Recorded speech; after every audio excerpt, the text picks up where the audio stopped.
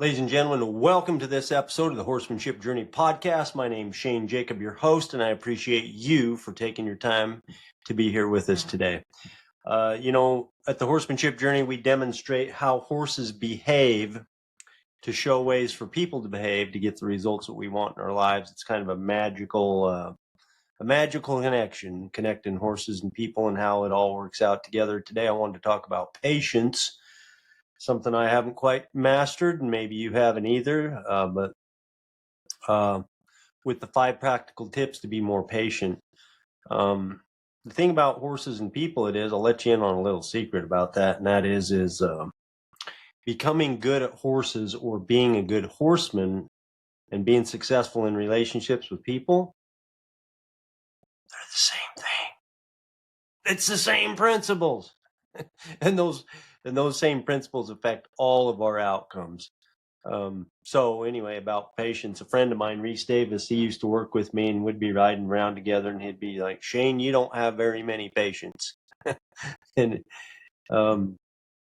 anyway, I used to ride with Rick Steed a lot. He's a trainer, very successful trainer, and I used to ride with him a lot. And one of the things that would happen is he'd say,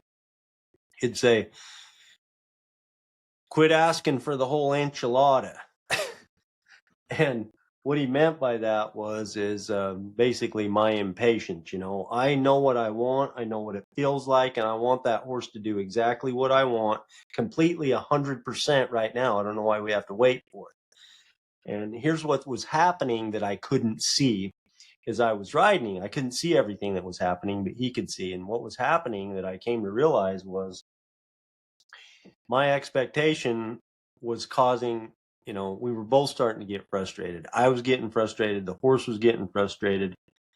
Then we both started to react to the frustration. Neither one of us felt like we had cooperation from the other. The horse started to get more confused. I lost focus. The progress stopped, and we actually started going backwards, where we actually made things worse than if we wouldn't even have rode that day.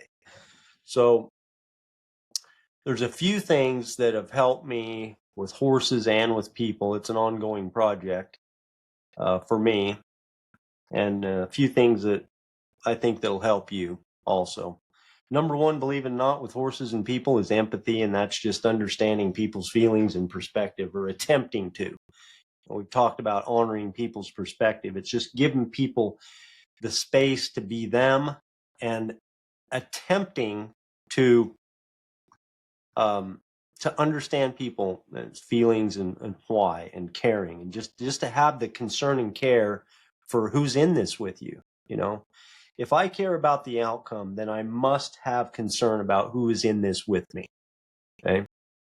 Next thing is our nonverbal communication and just being aware of body language. I wasn't really aware of this, but horses, they demonstrate this incredibly because they pick up on everything. They pick up on everything. There's no secrets with horses. And you can make little subtle differences, and they're clued in on it.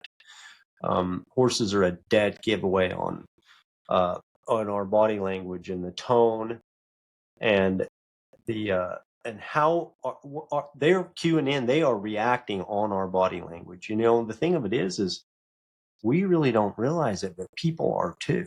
You know what I'm saying? We may not realize it, but people are too. And so the awareness that we have, if we can just be aware of the body language of what we're communicating to people that we may not want to, is a big thing. And you may be tapping your foot or looking away or acting anxious, and just little subtle things that that if you're aware of can make a really big difference as far as your nonverbal communication and your body language. Respect is an interesting principle as it relates to patience. Basically, valuing people's individuality and trying to acknowledge people's needs. Rick Steed said, I interviewed him on the Horsemanship Journey show, and he talked about respect. And he said, that respect isn't something that you can demand. It's something that people that demand respect never get respect, and that it's something that you have to give in order to get. And so I think that's a really important piece of respect to know, particularly when it comes to patients, that if we're giving respect, we can expect to have respect. I mean, it's the only way that we're going to have it. Another piece of this is time, and just recognizing that growth and learning is a gradual process. Retention is something, I heard the other day that people have to hear something like 9 times before it really totally sinks into their mind. And I believe that's true. Sometimes I get frustrated with, training people and training horses, and I can understand people's frustration with me, in the same thing. And I think a lot of times we set an unrealistic expectation for how much time things take. And then optimizing how well people retain, and just being aware of that. But time, being willing to commit the time. I mean, if we really want the outcome,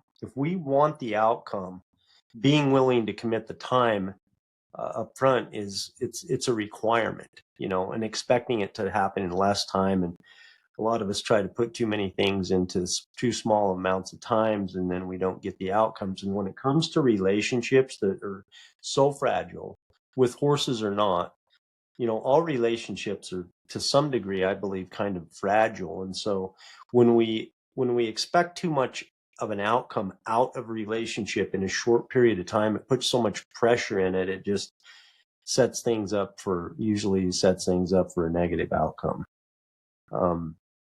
So wanted just to briefly cover the 5, just cover 5 practical tips to be more patient.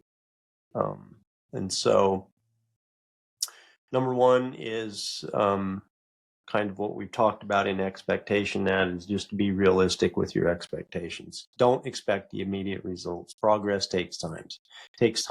And when you set it up in your mind, with, and if you don't know what a realistic expectation is, don't guess. Talk to someone who has a better idea. Talk to someone who's involved in the relationship with you. Talk to someone that you need cooperation with to get the desired results you want, and come up with an agreed on realistic expectation. And that doesn't mean that a lot of times I used to say, well, don't, when in regards to expectations, that we should always expect the best and expect too much and expect it's going to take half the time. Well, we can have a worthy goal, but that's a lot, and a hard goal. That's different than having unrealistic or unthought out or unplanned or unresearched expectation. They're just not realistic. And then when they don't happen, what ends up happening is we have a negative feeling or a negative thought that causes a negative feeling, and then that starts the cycle of downward, lack of cooperation. Things just start to go bad. So 1 is basically completely is just to set realistic expectations. 2 is to stay calm. Of course, if we don't maintain our composure, things escalate and then things go bad from there. And that's just our mind management. There's steps that we can take with breathing, and really it's awareness is the big thing here. That as we're going throughout this process, this relationship, whatever it is that we're on our way to our desired result, if we feel ourselves, just being aware of what's happening with this is just such a big thing. A lot of times we'll get reactive, and we do things, and then we regret it, and then we have to go back and fix it, and then that takes more time because now it's taken longer than we thought it was going to take, because we're trying to keep everything well because we didn't keep our mind managed, right? Our thoughts in check, and so then our feelings got out of whack, and then we started that cycle. So if we can be aware of ourselves, stay calm, notice that if something changes as far as our emotions, stop, take the time, analyze, and fix ourselves before we create a negative situation. Number 2 is to stay calm. Number 3 is a big one. That's just to communicate clearly. Man, with horses, I'm telling you what, I have made, it seems like all the mistakes. I've made so many mistakes with horses. That's one of the things that made me pretty good with horses, is all the mistakes I've made. But I watch people, and I'm sure they watched me at one point, and some of the things I've done, I just have to laugh at, because they were just terribly ineffective, and the communication was terrible. A lot of times this is another thing I learned from riding with Rick, and that is he would stop and say, okay, stop right now. What are you doing? Okay, describe to me exactly what you're trying to communicate to that horse and how.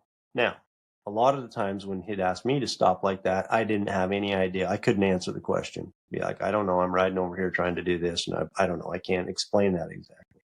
Well, the thing of it is if we can't explain it to ourselves, how in the hell do we expect the horse to know what we're doing? And the same thing goes with people. If we can't, in our own mind, articulate what we're trying to communicate, how on earth could we expect anyone else to? So clear communication. Communication is a big, broad subject, and it's a big, important skill. I think that it's something that I'm committed to improving over my lifetime, and it's something that has tremendous results. Just being clear in communication is a good start. And that the beginning of that is saying, can I clearly say out loud what I'm trying to accomplish in this communication? Okay. If you can't do that, don't expect that it's going to be a clear communication, and don't expect very good results.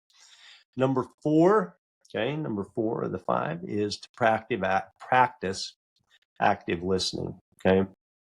Just show that you're engaged, show that you're interested, show that you're interested in other people's thoughts or feelings. It's easy to say listen with the intent to understand rather than with the intent to reply.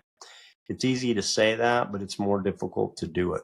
And that's something that I practice and work on.